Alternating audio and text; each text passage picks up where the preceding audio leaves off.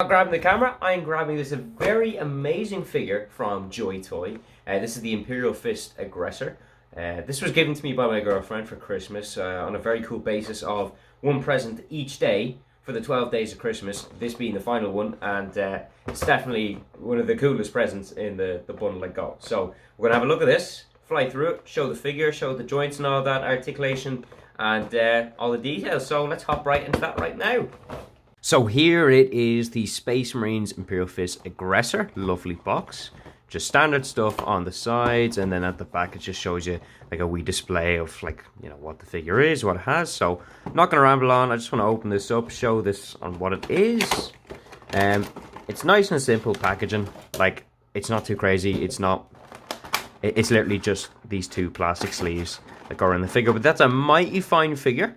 It's got some great details, so I think we should get a closer look because this thing looks absolutely class.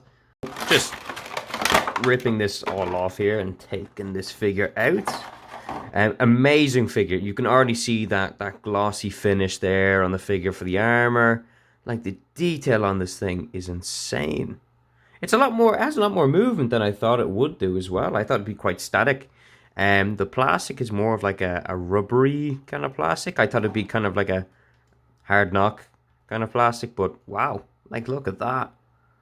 That's amazing. There's no like paint overspill or anything. Like, this is a good quality figure, you know.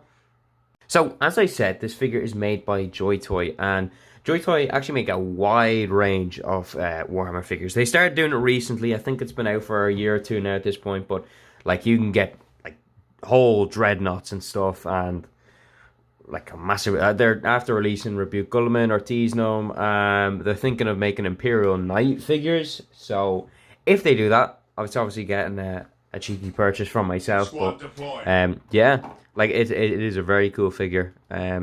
So the posability, so you can, the wrists like can spin. The shoulder pads actually have like joints in them, so like they do swivel, and the head comes back and forth, but it is quite awkward to get into.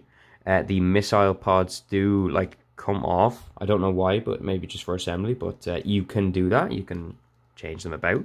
There's the arm there, like the detail on the bolters in the hands, the bullet casings, and you have this gribbling and all that coming down here.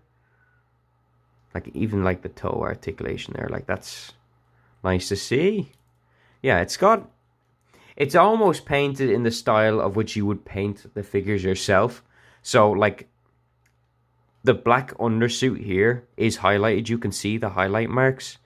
It's as if this was painted with contrast paint, because it gives that kind of effect with kind of going towards the recesses. So pretty much this is how I would paint my Imperial Fists, you know. So the only comparison I have is I have this Imperial Fists Captain and Gravis armor I painted up. So, you know, if you look at the legs and then, you know, oh, sorry little lad, and then look at that, it's kind of like, it's spot on. Like, the detail is amazing. So these aren't the two the same models. They're wearing the same armor more or less, but that's that comparison anyway.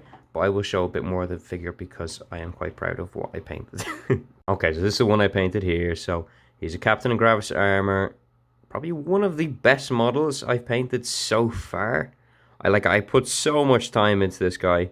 I'm loving his helmet and how I did the eyes and stuff.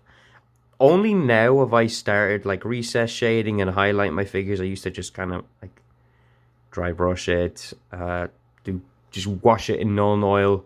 But now it's slowly getting better. Absolutely loving it. Well, anyways, this is not a model review. This is a figure review. So, yep, back to articulation. So he's got like a good articulation. As I said, the shoulders moves. The legs actually move a good bit for this chunky fella. So legs come all the way out. You can bend the knees in, and then the toes can articulate as well. So he's got a wide range of movement. So my overall like view on this figure is it's a pretty good figure. Obviously, if you're a fan of Warhammer, I would personally think if you're going down the route of getting figures, Joytoy is the way to go. It's better than paying the 100, 200 euro for the Bandai figures.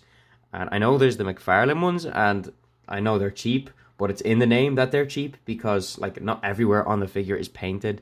In my opinion, I think they're like goofy looking, like proportions wise. My phone just fell. I think they're quite goofy proportions wise, and yeah, if I was to get another figure again, it would be a Joytoy one. They're releasing the Rebuke Guilliman one. They have the Imperial Knight might be coming on the way, so that is the next step for me.